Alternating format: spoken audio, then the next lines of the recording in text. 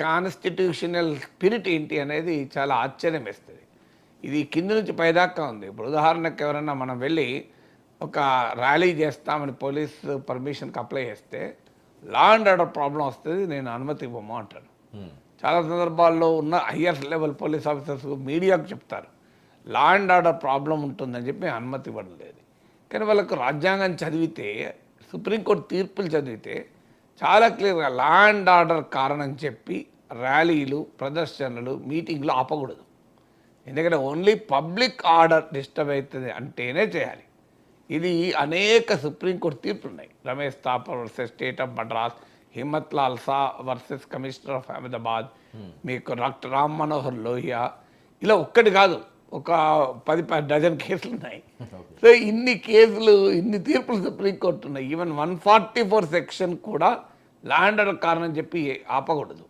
Emergent, చాలా అత్యవసర పరిస్థితుల్లోనే 144 సెక్షన్ విధించాలి. అదే కాకుండా పబ్లిక్ ఆర్డర్, చిదురుముదు సంఘటనలు, శాంతిభద్రత చిదురుముడు సంఘటనలు పబ్లిక్ ఆర్డర్ డిస్టర్బెన్స్ కాదు. There is difference between law and order and public order. కానీ మీరు అడగండి average police officer, law and ఆర్డర్ను, పబ్లిక్ ఆర్డర్ను పర్యాయ పదాలుగా వాడుతుంటారు, ఇంటర్చేంజబుల్ వర్డ్స్గా వాడుతుంటారు. అలాంటి ఒక ఉదాహరణ రాష్ట్రపతి పాలన. అసలు రాష్ట్రపతి పాలన అంటే ఏం చెప్తోంది? రాజ్యాంగ వ్యవస్థలు విఫలమైనప్పుడు మాత్రమే రాష్ట్రపతి పాలన. ఆర్టికల్ 356 పైన అంబేద్కర్ మాట అంటాడు, అంబేద్కర్ గారే. So India is a unitary constitution in emergency circumstances and a federal constitution in normal circumstances అని.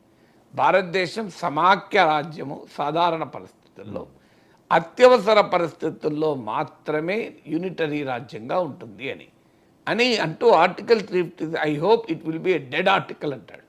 ఇది ఏనాడు నిరుపయోగంగా పడే ఆర్టికల్గా ఉండవచ్చు అని, ఉండాలని కోరుకుంటాడు. కానీ అన్ఫార్చునేట్లీ జవహర్లాల్ నెహ్రూ ప్రధానమంత్రిగా ఉన్న సమయంలో మొదలైంది ఇలా ఈ ఆర్టికల్ని ఉపయోగించి రాష్ట్ర ప్రభుత్వాలు తొలగించడం. కేరళలో ప్రపంచంలోనే first time elected communist government, EMS Namboodiripad government తొలగింపుతో మొదలైంది.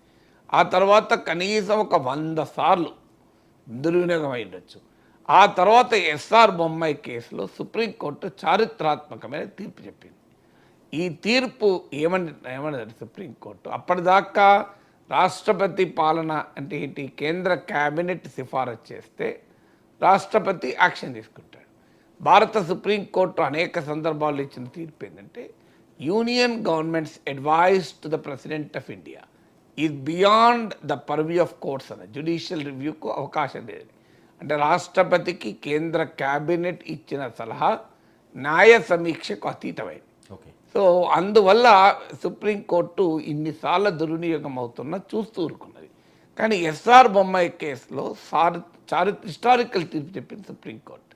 ఏమని తీర్పు చెప్పిందంటే, we agree union cabinet's advice to the president of India is not a subject of judicial review, న్యాయ సమీక్షకు అతీతం. కానీ the material on which the Union Cabinet based its recommendation to the President of India, based its advice to the President of India, is a subject of judicial review అన్నది. అంటే ఏ ప్రాతిపదిక పైన అయితే కేంద్ర క్యాబినెట్ రాష్ట్రపతికి ఒక రాష్ట్రంలో రాష్ట్రపతి పాలన విధించమని సూచిస్తుందో ఆ ప్రాతిపదిక రాజ్యాంగబద్ధతను మేము సమీక్షిస్తామన్నారు.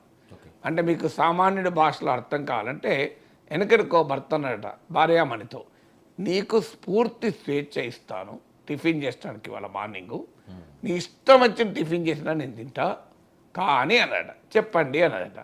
దాంట్లో మాత్రం పచ్చిమిర్చి, అల్లం, ఉల్లిపాయ, అలాగే ఉప్మా రవ్వ, ఇవన్నీ కలిపి నీ ఇష్టం వచ్చిన టిఫిన్ చేయమన్నాడట. అవన్నీ కలిపి ఉప్మా అవుతుంది, ఇంకా వేరే టిఫిన్ కాదు. ఇవన్నీ కొత్తిమీర, కరివేపాకు, అల్లము, పచ్చిమిర్చి, ఆయిలు, ఉల్లిపాయ, ఇవన్నీ వేస్తే ఏమవుతుంది? ఒకటే అవుతుంది. ఇంతలో క్యాష్యూ నట్, జీడిపప్పు, పల్లికాయ, వేరుశనగ ఇవన్నీ వేస్తే ఏమవుతుంది? రవ్వ వస్తే ఉప్మా రవ్వ కాదు. నీకు పూర్తి ఫ్రీడమ్ ఇస్తున్నావు, ఏమన్నా చేయాలట. ఇవన్నీ వేసాక ఏమన్నా కాదు, ఒకటే అవుతుంది. సో సుప్రీంకోర్టు కూడా చాలా అద్భుతమైన తీర్పు చెప్పింది. నీవు ఏమి అడ్వైజ్ ఇస్తావో మేము అడగం, కానీ ఆ అడ్వైజ్కి ఏదో ఒక బేస్ ఉండాలి కదా. ఇష్టమైన అడ్వైజ్ ఇవ్వలేవు కదా. ఆ అడ్వైజ్ ఉన్న బేస్ యొక్క కాన్స్టిట్యూషనాలిటీని మేము సమీక్షిస్తూ ఉన్నాం. దీని తర్వాత ఇక భారతదేశంలో ఆర్టికల్ 356 దుర్వినియోగం ఆగిపోయింది, దాదాపు లేదు ఇంతవరకు.